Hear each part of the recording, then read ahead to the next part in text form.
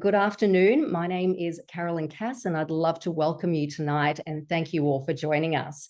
So this presentation is the second in our two-part series on PKD and your health, with today's focus on genetics and your family. So our guest speakers tonight are Dr. Chirag Patel and Caitlin O'Connor. They will lead our presentation covering various genetic aspects of PKD, including inheritance, genetic testing, implications for relatives, family planning options, and clinical genetics services. Dr. Chirag Patel is a clinical geneticist who trained in the UK and has been in Australia since 2013. He currently works at Genetic Health Australia in Queensland, the statewide genetic service for adults and children in Queensland. He has a special interest in genetic kidney diseases, pediatric genetic diseases, and medical education. And he leads the first Australian kidney genetics clinical service for individuals with genetic kidney diseases. He's been the state lead for several Australian genomics projects in pediatric disease and in kidney diseases.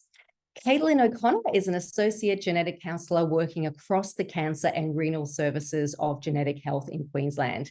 She has experience working with multidisciplinary clinical research teams and has experience in both the pediatric and adult setting. Caitlin has recently commenced working with the National Kidney Genetics KIDGEN team and provides genetic counselling for renal genetics clients across Queensland via telehealth. Caitlin is also passionate about providing compassionate, client-centric genetic counselling to help individuals and families understand their genetic risks. And now I will hand over across to Chirag, who is our first presenter. And following their presentation, Chirag and Caitlin will both be answering questions that have been sent through to us in advance. And then if you'd like to ask any more questions that crop up during the evening, please feel free to add them in the question chat icon. Thanks so much.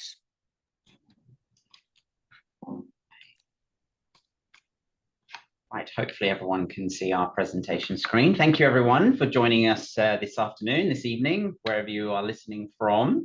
So I'd just like to start off with acknowledging the traditional custodians of the land upon which we live, work and walk, and where we're presenting from today and where you are listening from today, and pay our respects to elders past, present and emerging. Now, really today's presentation, what we want to both really talk about, and this really complements the webinar that was done a few months ago by Professor Andrew Mallett as an adult kidney specialist and Dr. Peter Trinker, who's a pediatric kidney specialist, is really the genetic aspects of PKD and how it relates to individuals and their families.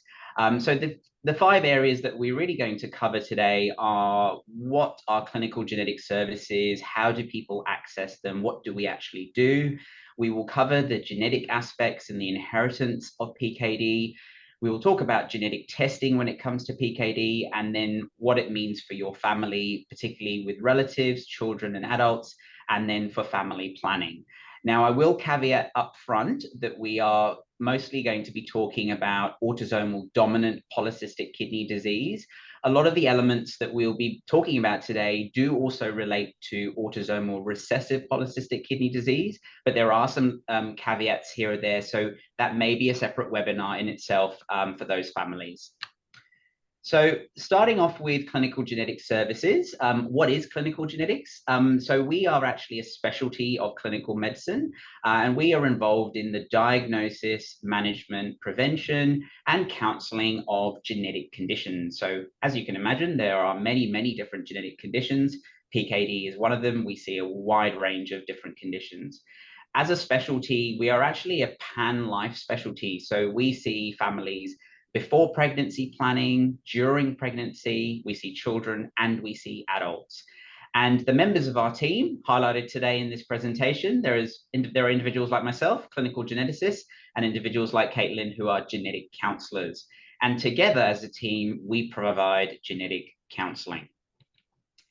So what is genetic counselling? The actual definition is really a communication process which helps individuals and their families to understand the implications of a genetic condition. So during our process of genetic counselling, when we are seeing families, there are many different aspects that we really want to talk to them about and ensure we communicate efficiently. So that not only includes what is the nature of the condition, how the condition will present, how it progresses, but we will talk about management options and any surveillance of the particular condition. We will talk to families about what causes the condition at the genetic level and how it's inherited. Now, more and more, as genetic testing is becoming available, we will talk to families about when we think it's appropriate and what the potential outcomes may be.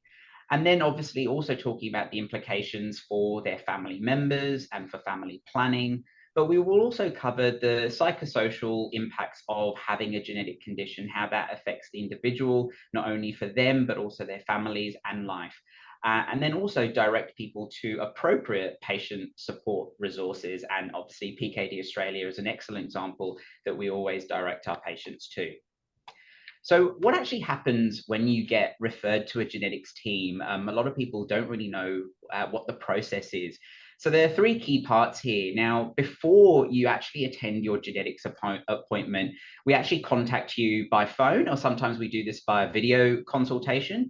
And what we're trying to do at that appointment before the main one is to obtain your medical history. We want to find out all the doctors that are involved in your care. And we will also then take a very detailed family history and draw out your family tree. What we will then do with all that information is we'll collate it all together, access all your medical records from your various specialists. So particularly when it comes to PKD, we will access your kidney function, your ultrasounds that you may have had, and then your letters from your kidney specialist. And we may then also need to obtain information from your family members. And this is really done through appropriate consent. So we might give you a consent form to pass on to your relatives, because that's important before looking at their medical records. And then when we actually see you in that appointment, we will review with you your medical history, your family history, just to make sure we've got all the correct details. And then really it's that process of genetic counselling that I was mentioning, where we will talk about the condition, the management, the genetic aspects, what it means for your family and for family planning. Now, from genetic testing perspective, this may be arranged during your genetics appointment if there is a reason to do that, and we'll talk through that as we go on during this presentation. And we may talk you through genetic test results, either ones that we have organised ourselves when you've seen us, or if you have been referred to us with a genetic test result. And then, as I mentioned as well, we will also talk about the impact of that diagnosis for you and your family. Now, after the appointment, and this is actually a really important part that I think differentiates us from other medical specialties, is we actually write a letter to you as a patient and as a family, which summarizes everything we've talked about. So you've actually got some physical documentation of the detailed conversations we've had. We will then also write a letter to your doctors and for your GP, so they know what we've talked about. And then sometimes, depending on if a clear diagnosis has been made, so for polycystic kidney disease, we may also give you a letter that you can distribute to your relatives. That really facilitates that communication amongst family members so they can be better informed. So really that helps you hopefully understand what happens during a genetics appointment. Okay, so let's now talk through some genetic aspects of PKD and the inheritance. So really keeping genetics relatively straightforward, and this is how I would talk to families about genetics, is really our body is made up of trillions of cells. On the slide, you can see we've got some blood cells, we've got some nerve cells, and the other one's supposed to represent skin cells. Now, our genetic information, so the genetic code, our DNA, the blueprints for our body, all of our DNA is located inside each and every single one of those cells.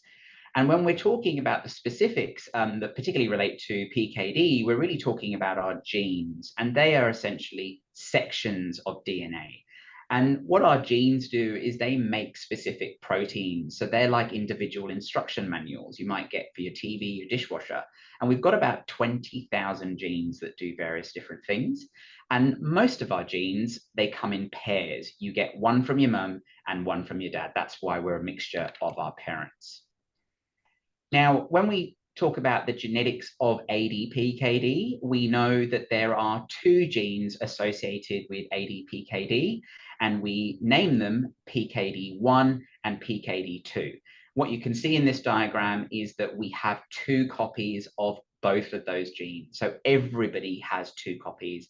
I think, when people say, I have the gene, I don't have the gene, that's technically incorrect. We all have 2 copies of both of these genes. But I guess what is actually happening in ADPKD is there is a abnormality, or I guess a spelling mistake, a bit like a spelling mistake in a book. The technical term we may use is a mutation, and that stops that gene from working. Now, for ADPKD, what we would expect is that 1 copy of one of these genes is not working because of a mutation. So for example, we may use PKD1 as the most common gene that is implicated for families with ADPKD. We would expect 1 normal copy and 1 that has got an abnormality in it.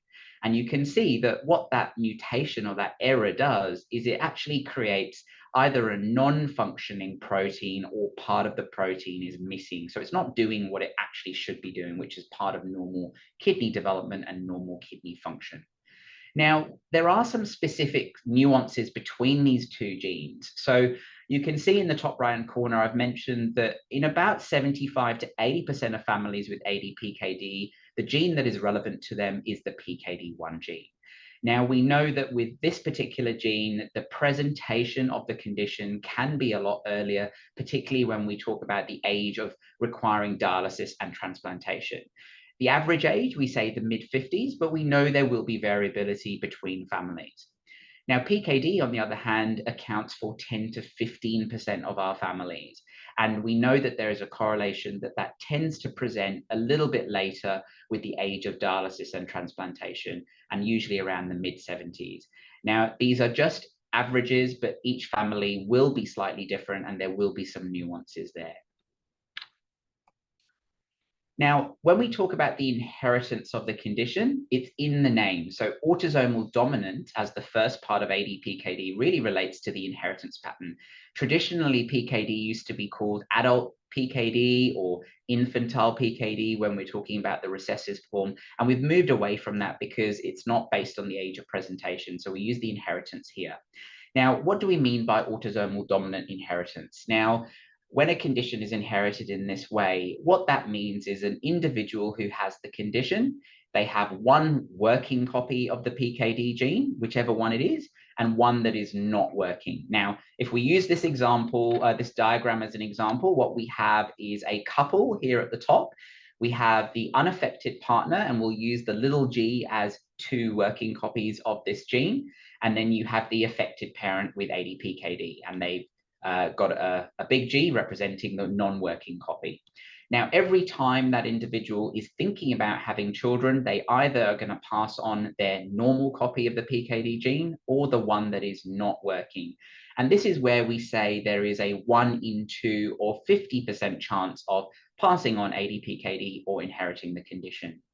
Now, what is really important, and again, different families will have different misconceptions, is the condition can affect males and females, and both genders can pass on the condition. I've had many families come to me and say, oh, it's only the men who are passing on the condition, or only men seem to be affected in the family, or only people with blue eyes. Unfortunately, genetics doesn't work like that.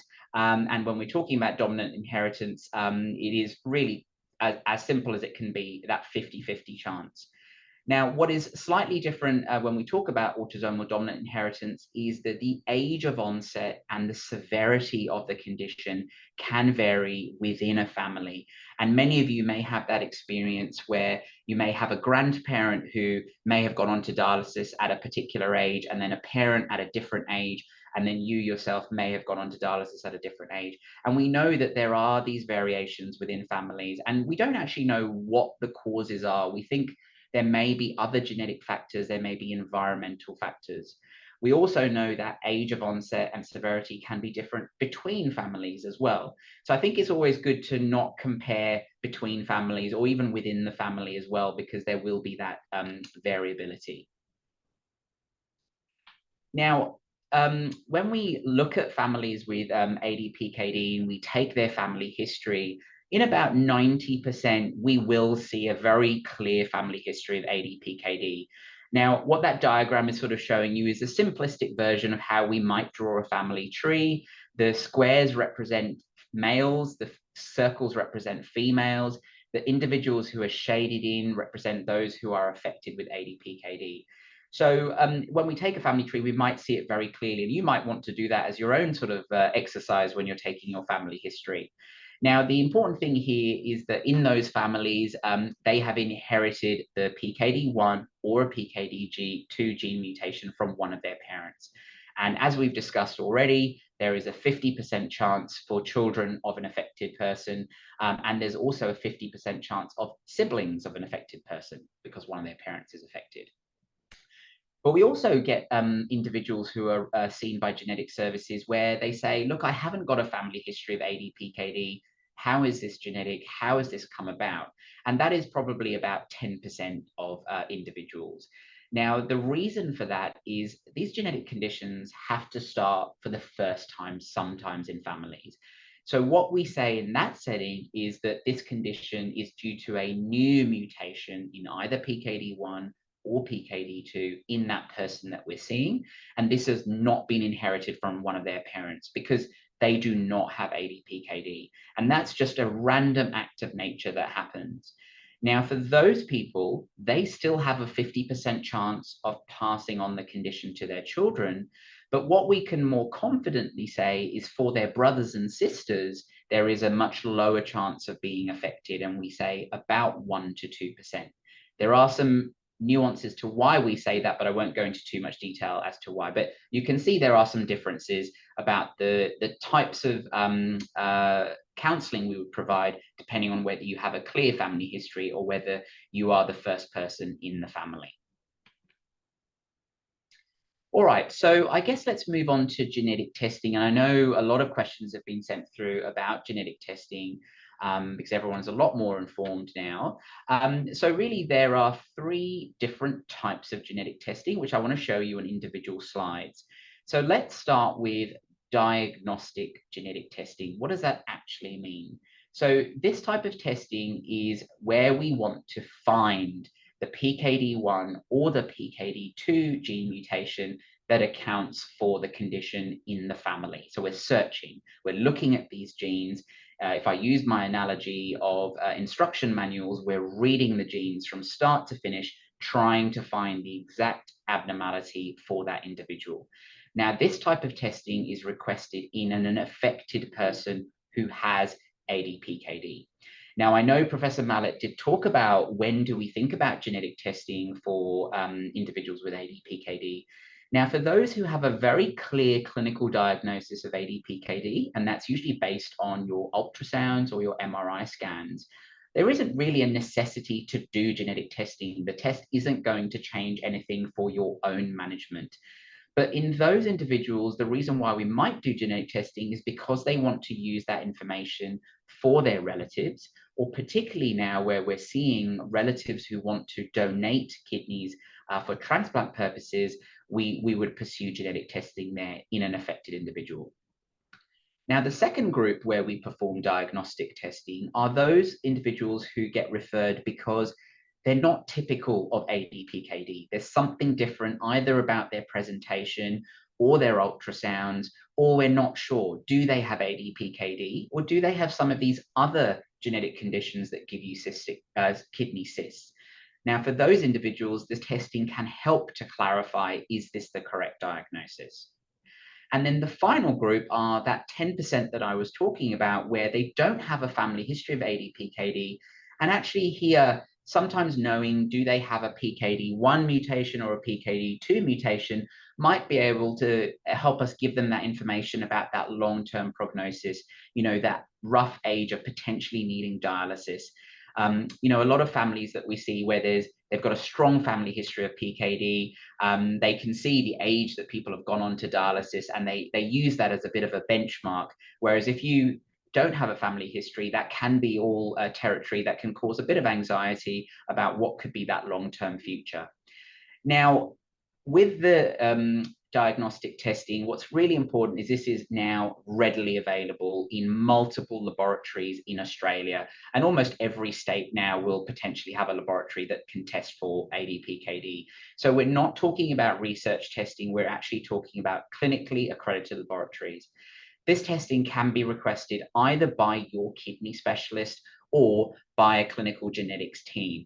I think what's really important here is we want the individuals requesting the genetic test to have confidence that they know what they're doing.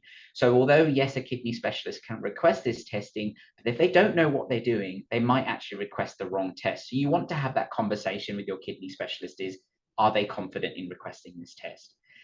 It is as straightforward as a blood sample, almost the same as, you know, when you go off and have a kidney function blood test done. So it doesn't need to be at any time of day. You don't have to be fasted. It's as simple as going off and having a blood sample. Now, from a cost perspective, things have changed over the last few years. And a few years ago, there is now a Medicare item number for genetic testing for PKD. So there should be no out-of-pocket payment. So I really would encourage those families who are thinking about genetic testing, if you're told you have to pay for this, that really is not true. And if they're not sure, I would highly recommend get referred to a clinical genetics service, and we will organize that testing for you at no cost. Now, as you can appreciate, these tests are complex. They're not automated by a computer. They do involve a lot of manual reviewing of these results by scientists. And so the test can take 4 to 6 months. And that's important to put into time frame of when what would this information be for you? How helpful will it be to plan that sort of 4 to 6 month time frame? Okay.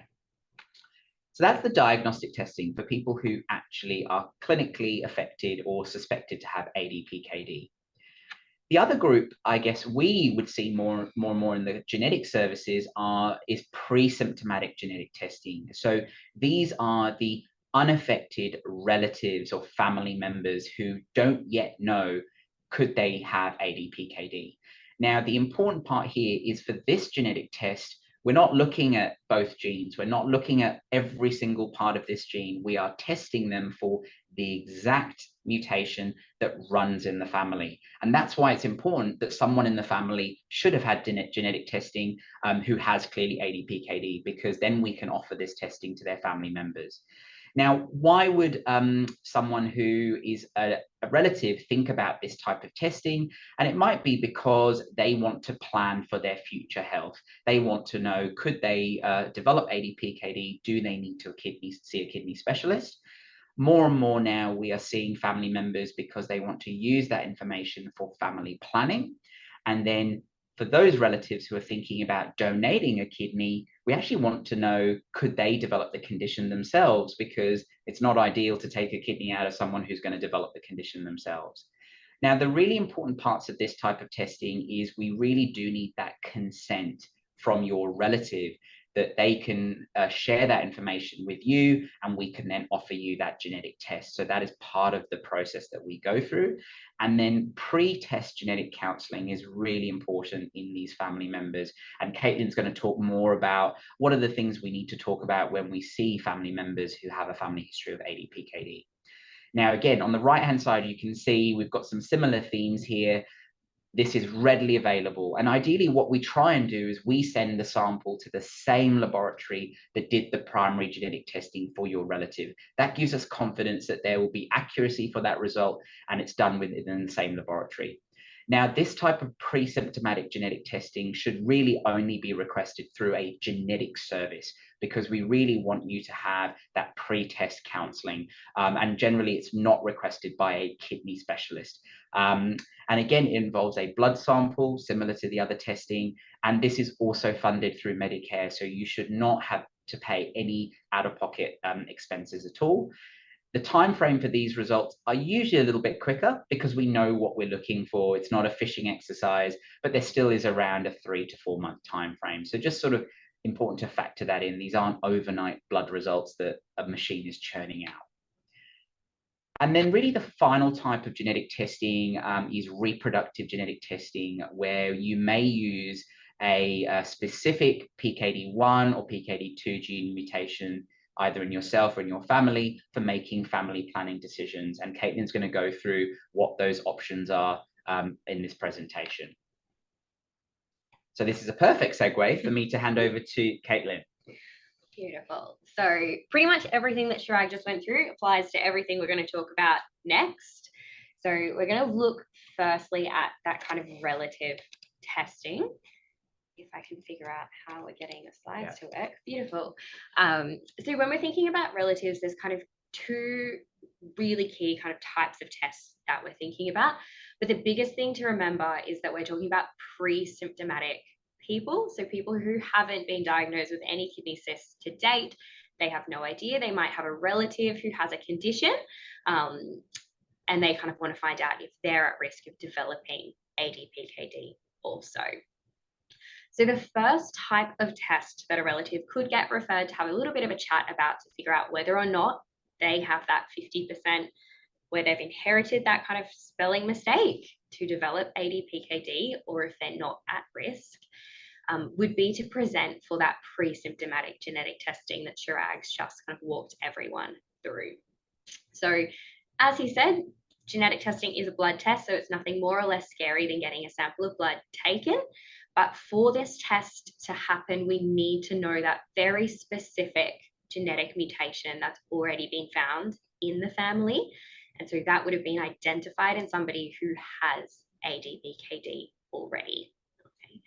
Once we've got that specific genetic mutation, we can do the blood test to figure out whether or not they've inherited the gene that has that specific mutation on it, or if they've inherited the copy of the gene that's actually working perfectly fine.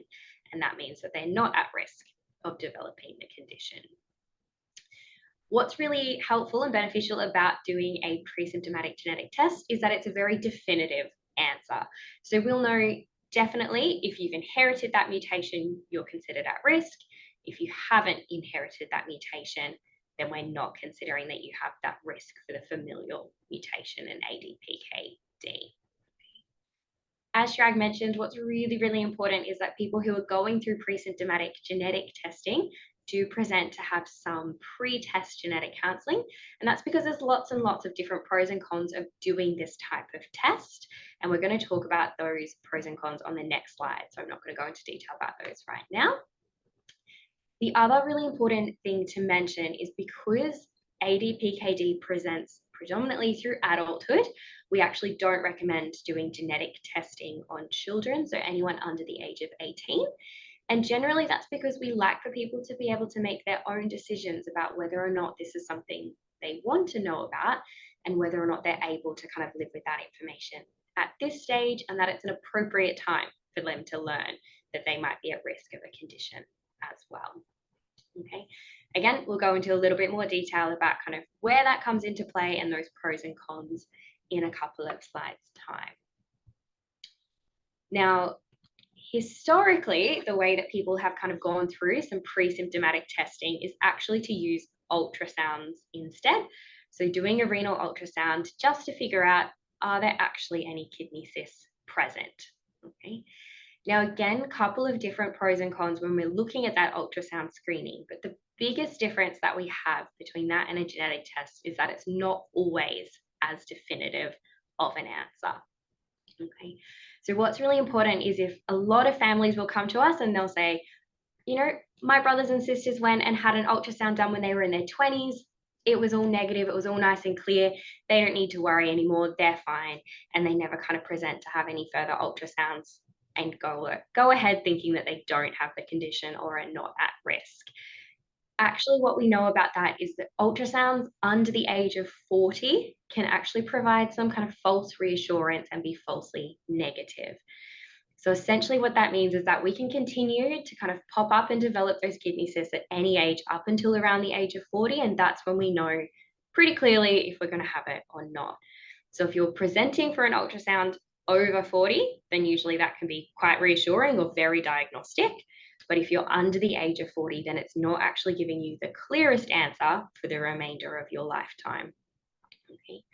Now, again, what that means is that we usually don't recommend for relatives to have that ultrasound, especially under 40, unless they're, again, going through some of that pre-test counselling and understanding that if we do this ultrasound, it's going to be quite diagnostic. It can tell you that you're going to have this condition and have some further ramifications from there. Similarly, adult onset conditions, so we're not recommending ultrasounds for any children under the age of 18.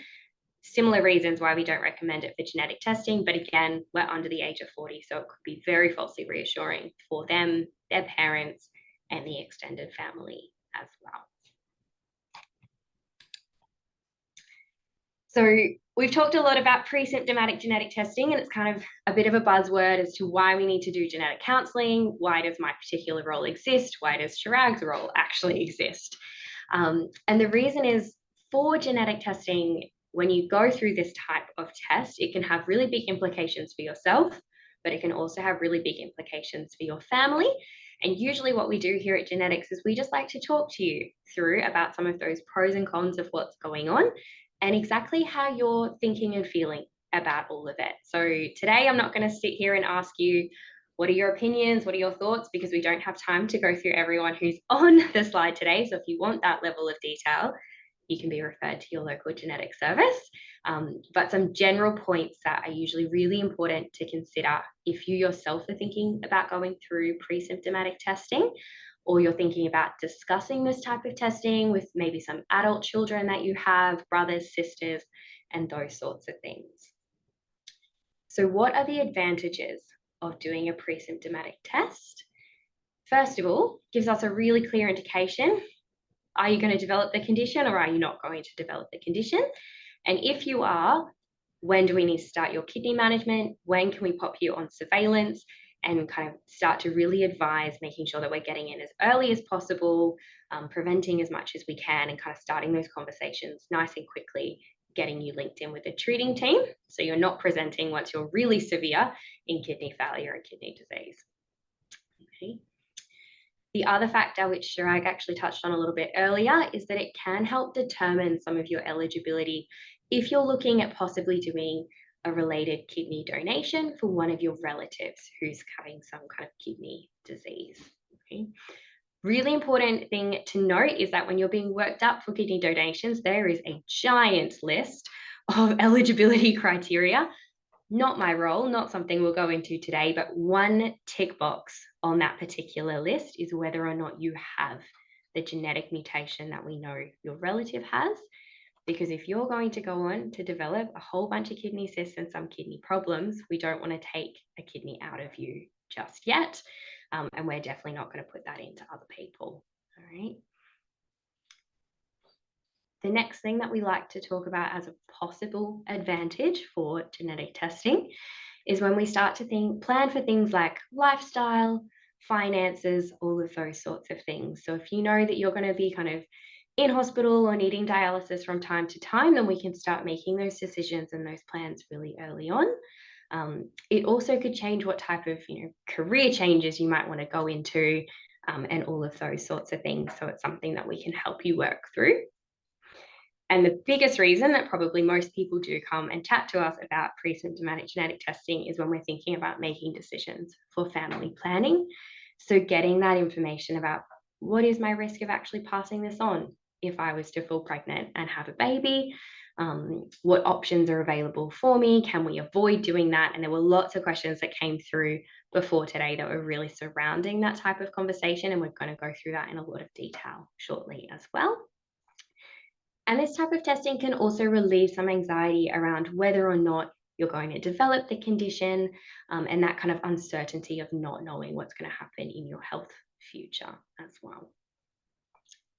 If we flip that and we start looking through some of the disadvantages, a lot of them do kind of line up like lots of things. There's pros and cons to every aspect. So one thing that we do think about is that there's very limited kidney management options available for children, which again is a reason that we don't like to test people under the age of 18, but sometimes that can cause kind of a sense of guilt of the possibility of passing it on to your children, not being able to do anything about it at that particular time and place, especially if you already have children when you're doing this type of testing. The test can also create some kind of increased anxiety around the possibility of oh, okay, now I actually know I'm going to develop this condition. I'm going to have all of these medical management plans in place. Didn't actually think I'd ever have to go to the doctor more than once every 2 years, but here I am going on a monthly basis at the moment. So always something that we like to think through before we start doing this testing as well. We also know that genetic testing, because it has such a wide impact on your extended family, it can have an impact on family dynamics. So sometimes we might find that, we get 3 sisters that all come forward for genetic testing. 2 of them might be positive, 1 might be negative, and sometimes that can create some tension in the way that they talk to each other, the way that they interact. Mentioned a little bit earlier that we get a lot of parental guilt and the possibility of passing a condition on to their children, even though they didn't know that they had it when they had their kids in the first place. And there's absolutely nothing that they could have done. It's really just 50-50 luck of the draw. Genetic testing can also have some impacts on people's ability to obtain life insurance. So different depending on which country you live in all over the world. In Australia, we do have some kind of moratoriums in place. There's some limitations around that, but it's definitely something that we like to talk people through and make sure they're aware of. And if you have any specific questions or concerns about that, there's some really good fact sheets available online, and definitely something you can mention to your kidney doctors and things as well. Really important that that's mostly important if you're unaffected by the condition and you're looking at this testing. If you already have the condition, a little bit different because you already have that diagnosis in place.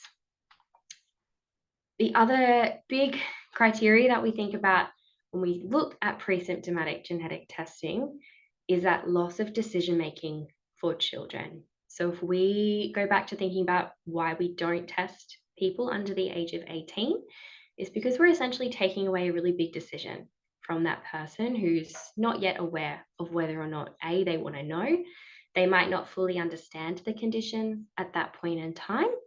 And it can have some, again, family dynamics impacts, which really kind of spread and go beyond from there. Beautiful. Wrong clicking thing. It's too late in the afternoon for me. All right, so again, all of the questions that essentially came through mentioned in some capacity, what does this mean for family planning? What does this mean if I want to have kids? Can we kind of take out the PKD mutation that's causing all of these problems in our family and all of those sorts of things? So what's really important is that this whole section, we're going to talk about some kind of difficult conversations, some difficult options. But individuals and families have the right to be fully informed about what their reproductive risks are and what are the options that are actually available for them to choose between. Now, the choices that you make or your relatives make is very much dependent on their own views, their own thoughts, values, and beliefs, and everyone has the right to make their own decisions. Okay. Now, when we think about family planning and trying to, I guess, avoid the possibility of passing on an ADPKD diagnosis, there's kind of 3 different options that most patients will choose between. So we're going to go into each of them separately in quite a bit of detail. Again, so first option is that sometimes patients or families will choose to just have a natural pregnancy. Now here in genetics, it's kind of what we call rolling the dice. So it means that this particular couple have accepted the chance that with each pregnancy they have, there's a 50% or a 1 in 2 chance that their child might have inherited that familial PKD mutation. Okay. Now, if that child has inherited the familial PKD mutation, then that means they can go on to develop ADPKD when they're older. And it also means that because we don't quite know if their child is going to be affected or not, they can undergo pre-symptomatic or predictive genetic testing once they reach over the age of 18 and are feeling like that's something they want to find out for themselves. So it's essentially like a no intervention type of process.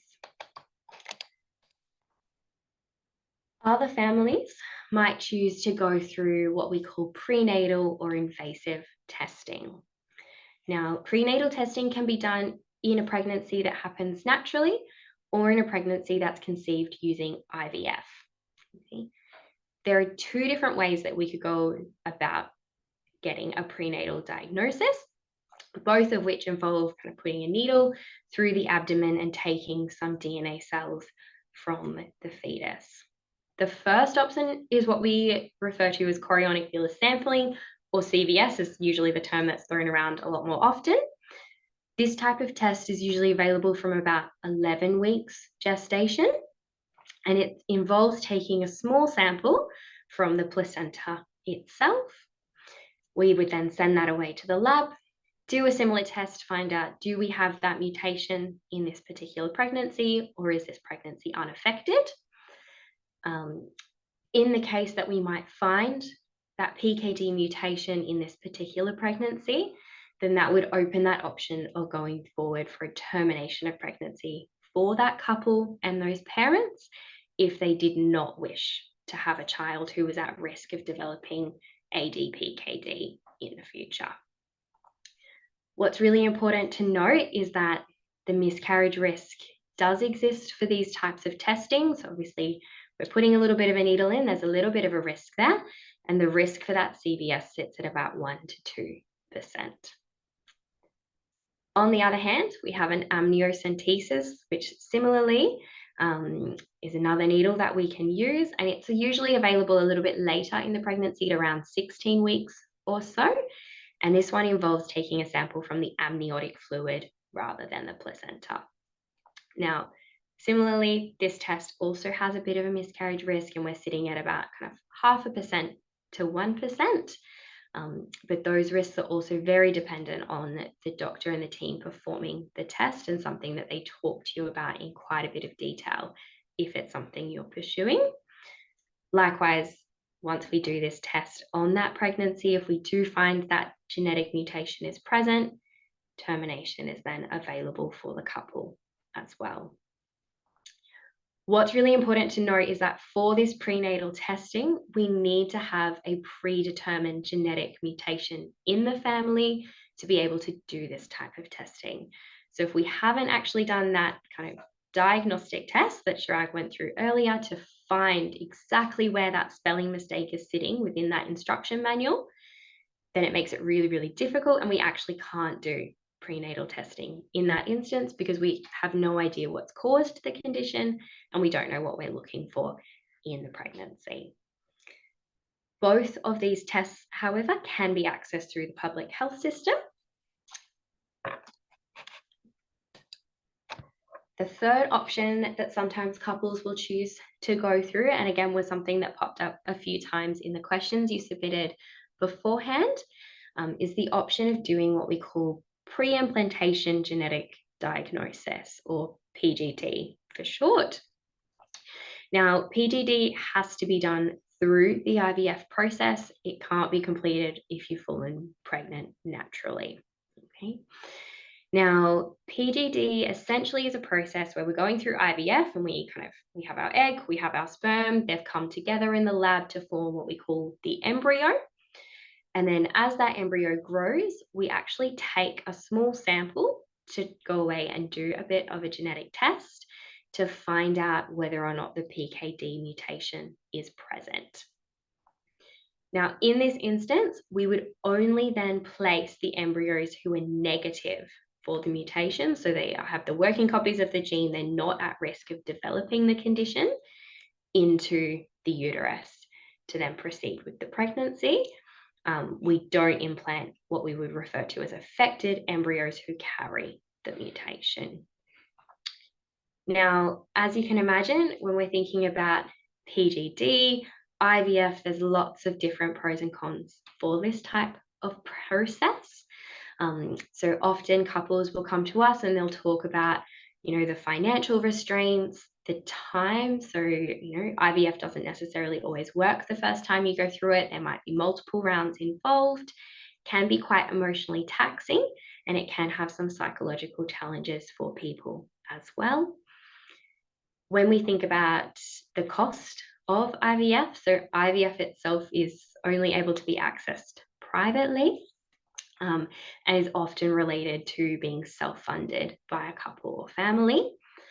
In saying that though, there is one round of the pre-implantation genetic diagnosis that is available through the Medicare rebate. So first go, covered. After that, if we require multiple attempts, no longer covered by Medicare and would be self-funded by the family. How we can access PGD. So we go through an IVF center, but PGD is a very, very specialized process, and you actually have to go through what we would call a PGD center. So not all places who offer IVF will actually be able to offer PGD. So in Queensland, there's, I think, 2 different companies that you can go through for this type of procedure. Other states will have different numbers and things as well. But if you Google, local IVF that offers PGD, usually you can find some information, and IVF centers will be able to help you figure it out as well. Now, again, when we're thinking about pre-implantation genetic diagnosis, this is only available for families where we have a genetic mutation that has already been identified, and often can be a bit of a motivator for families to find what their genetic mutation is, so that then themselves or their children would have this option available for them as well. Now, we'd be a little bit amiss if we were talking about all things pregnancy and family planning if we didn't just quickly highlight the importance of pregnancy management for all females who have ADPKD and are planning a pregnancy. So really, really important that while there are risks possibly passing the condition on to any future pregnancies or children, there also might be some associated risks for yourself and how your body is going to manage and cope through the pregnancy itself. So really, really important that if you're thinking about falling pregnant soon, or this is something that's coming up in your discussions with your partner, that you start talking to your medical team about what this might look like for you. Specific questions that are usually really helpful to ask for your renal physician is, what are the possible impacts of the medication that you're on your level of fertility, on the development of the baby? Can you keep taking them? Do you need to switch? Those sorts of things. Also important to discuss what the potential effects of being pregnant might actually have on your kidney disease or your kidney function. Now, we had a bit of a look through the PKD Australia website earlier, and there was a really good presentation that was done, I think, about 3 years ago that actually went into quite a bit of detail about what the effects of pregnancy might have on someone who has ADPKD. So if you have specific questions, we would refer you back to that webinar first and foremost, and then again back to your own physician as well to get some very specific information tailored to your exact situation. The other thing just to note is that if you are falling pregnant or you do fall pregnant and you have ADPKD, you might be referred to obstetric medicine or an obstetrician just to have some more specific pregnancy management to make sure everything is going okay.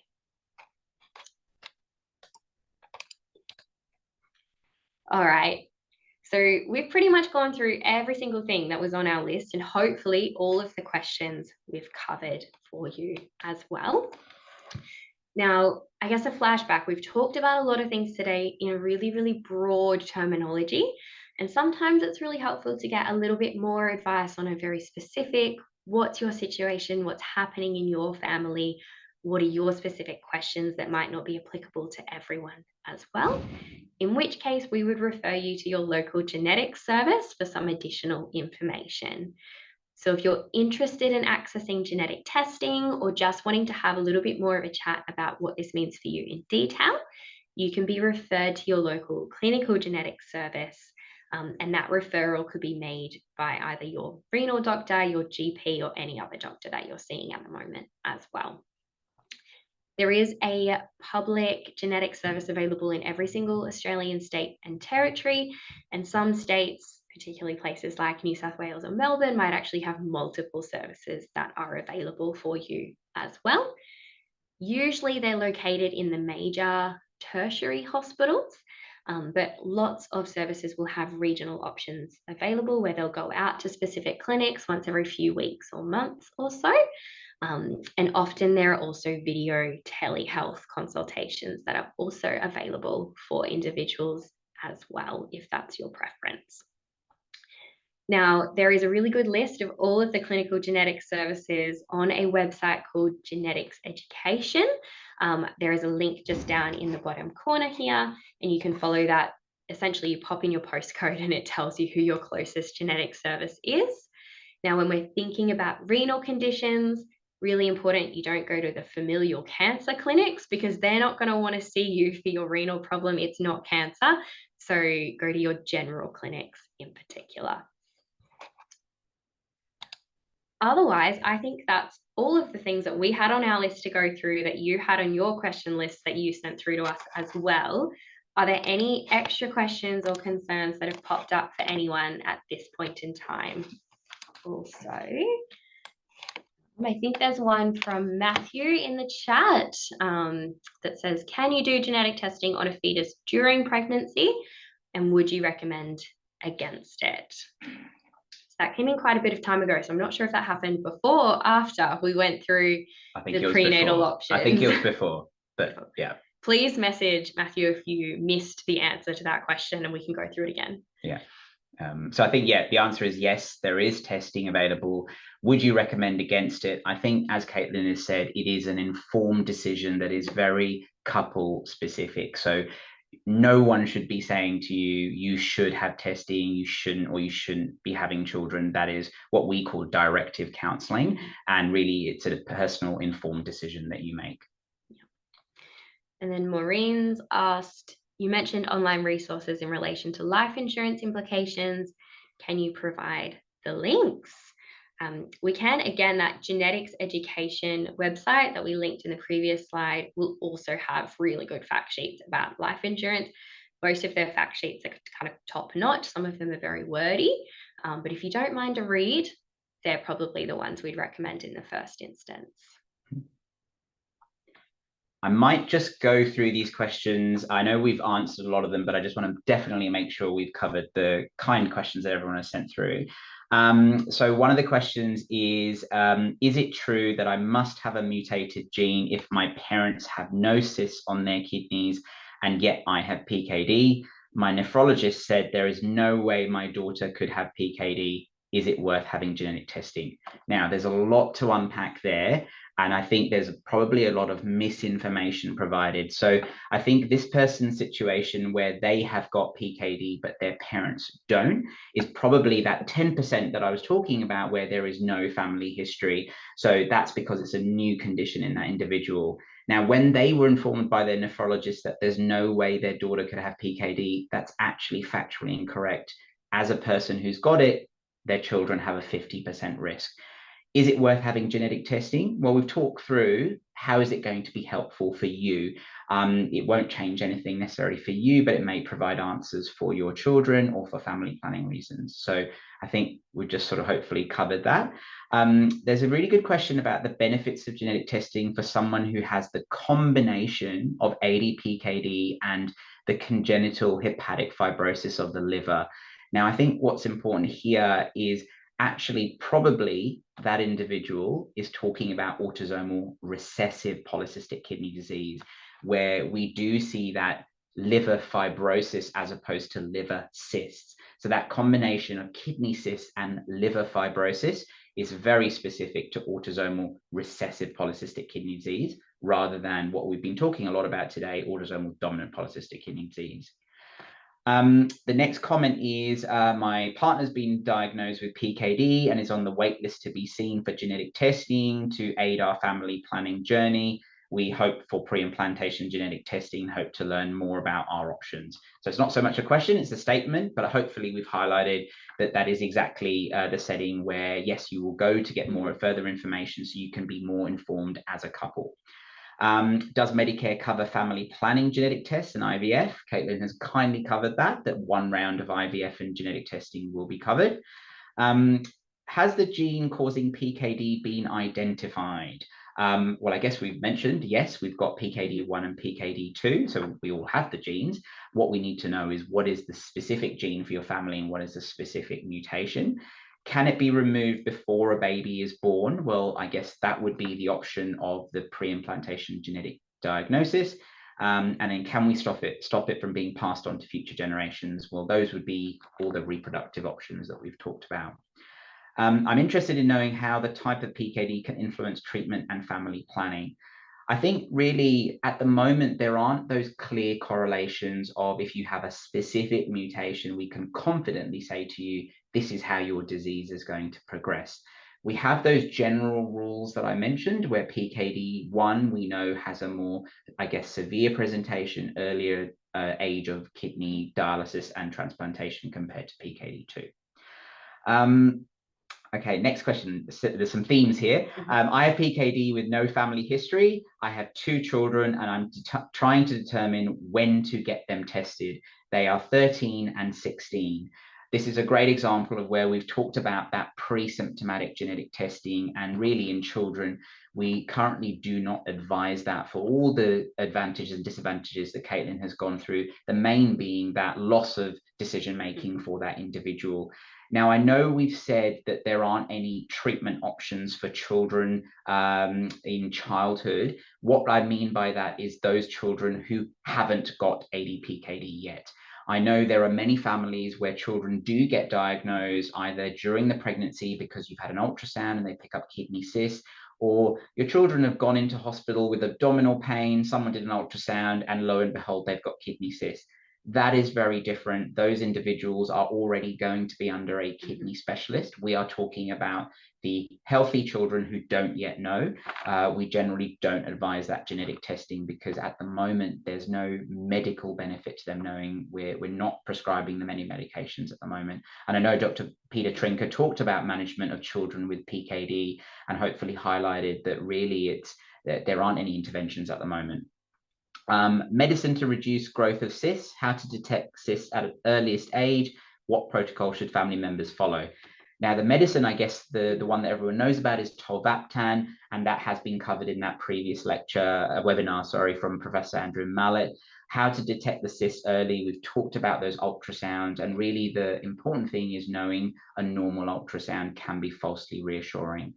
There isn't really a set protocol we would advise for family members. I think we usually say, be informed and then make a decision of when is the right time for you to know. Some families decide, oh, I'll just have an ultrasound every couple of years. I'm very happy with that. And that's a decision they will make. There is no right or wrong answer. 2 of my children have inherited PKD from me. How often should they be scanned? Again, that will be based on whether there are kidney cysts there, the age of the children, and as Dr. Peter Trinker mentioned, those ultrasounds aren't required regularly because we're just going to find kidney cysts. It's really the impact it has on blood pressure, kidney function. Okay. This is a really good question, a comment actually. I'm having trouble with the issue of raising the possibility of inheriting a disease to my young children.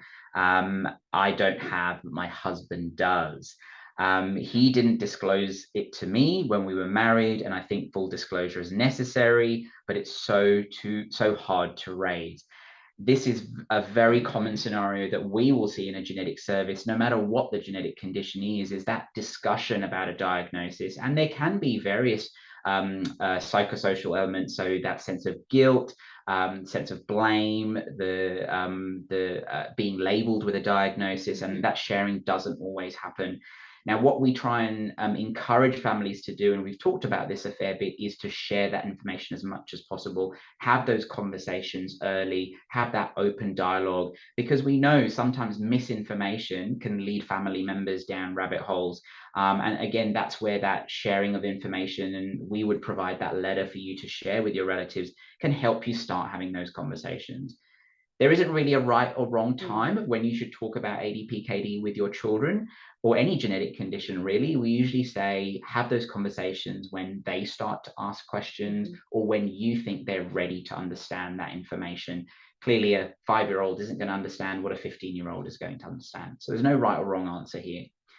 I've had ADPKD. My 3 adult children were all tested for PKD by ultrasounds when they were 20s, and none of them have it.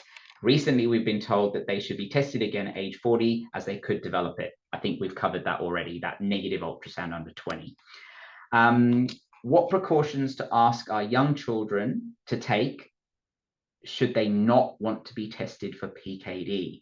Okay, so I guess this comes into that factor of as a young adult, them making that informed decision. So you have informed your children they could be at risk. They've then decided, look, I don't want to know right now. And that is very valid. Different siblings will make different decisions. We don't want them to feel coerced into deciding.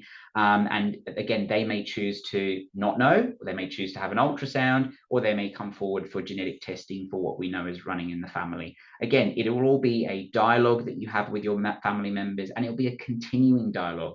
You don't just have it once. They may change their mind in 3 or 4 years' time. So it's being open to all those discussions. We've covered the hereditary aspects of PKD, so that's great. Does better understanding of ADPKD genetics have the potential to provide better prognosis in the 21st century? Look, potentially. I think there's more and more research looking into are there particular mutations that we know can cause a more severe presentation? Are there going to be medications that modify the disease? Tolvaptan is a great, obviously, medication. It works for some families, but it's very generic for all families with PKD. But we don't have a specific drug for a specific PKD1 or PKD2 yet. But who knows? 10 years' time, that may be very different. What are some of the lifestyle changes that we can make? I think probably that's best covered in the management webinar that Professor Mallet and Dr. Trinker did. And will medication be available in Australia? I think, yes, it's already available. And I think a lot of families don't know that. So we always encourage all of our families to go onto the PKD Australia website or the UK Australia one, and you can see a lot of information about tolvaptan. We do find, particularly in some of the regional setting, again, some of the nephrologists aren't having those conversations about tolvaptan for people who have ADPKD clinically. And I think you should have that confidence to be able to start having those discussions. If your kidney specialist doesn't know, they should then be finding out that information. Not everyone is eligible for tolvaptan. There are some criteria for that. So again, it's a discussion about that. So hopefully I've covered all the questions that were sent through. I think we might have a few more. Oh, this is always a great one. Are there any advances with, I think, CRISPR genetic editing technology leading to cures?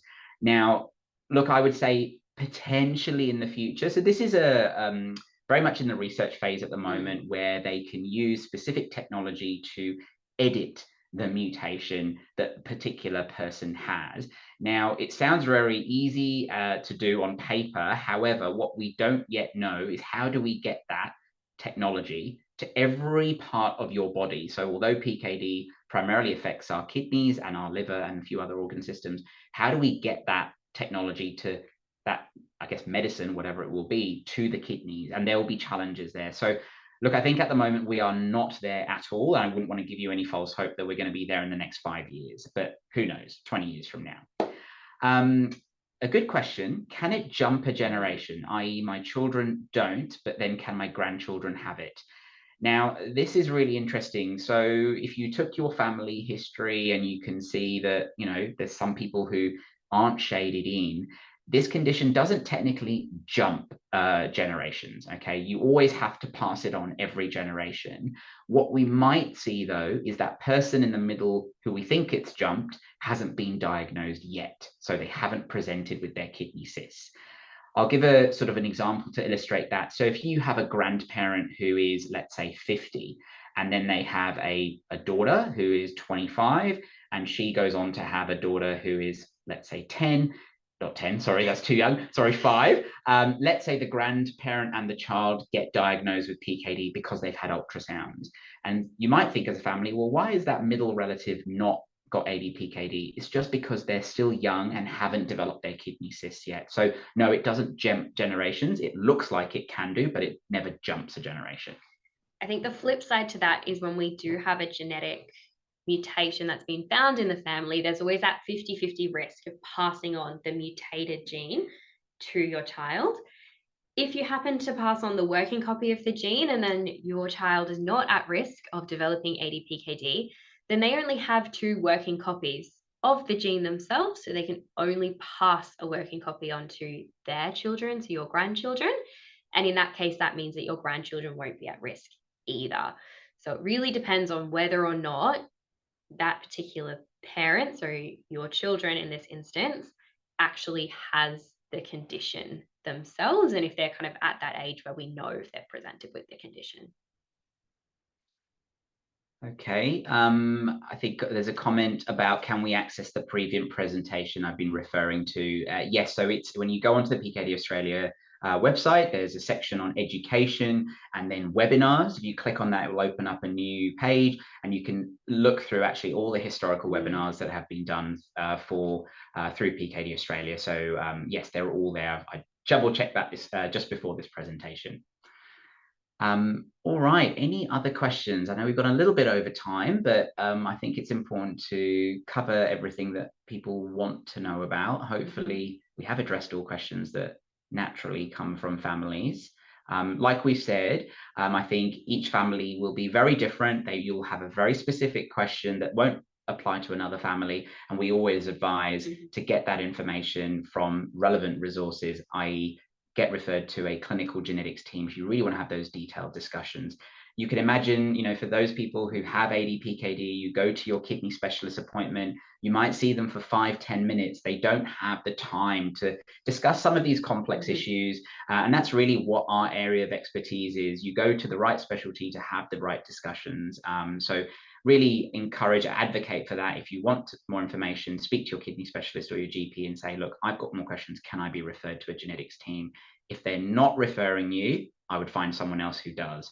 There should be no barrier to a referral nowadays. And as Caitlin's highlighted, we are everywhere. So every state and territory is covered. Even the regional settings, as we said, a lot of video telehealth we do. So we should be really covering every inch of Australia. If you want access to us, we'll find a way to make that happen. Yeah. All right, might stop sharing. Okay, I don't know if there's any further questions. I'll hand over back to Jess. All right. Thank you so much, Chirag. And that was so insightful. I think both you and Caitlin uncovered so much tonight and unpacked so much. There were some really good questions, but of course, if you do go away and think of any other questions that haven't been answered in as much detail as you like, or you think of anything else, please don't hesitate to contact us via pkdaustralia.org, and we will certainly get in touch with Chirag and Caitlin and get your questions answered. So thank you once again to you both for your time and expertise on this topic matter. It is quite complex, but I think, as I said, there was a lot that was uncovered today. So hopefully everyone is a full bottle now. So thank you once again to our PKD community also for your ongoing support with our webinars. And we do look forward to seeing you at our next one in the future. Have a lovely evening.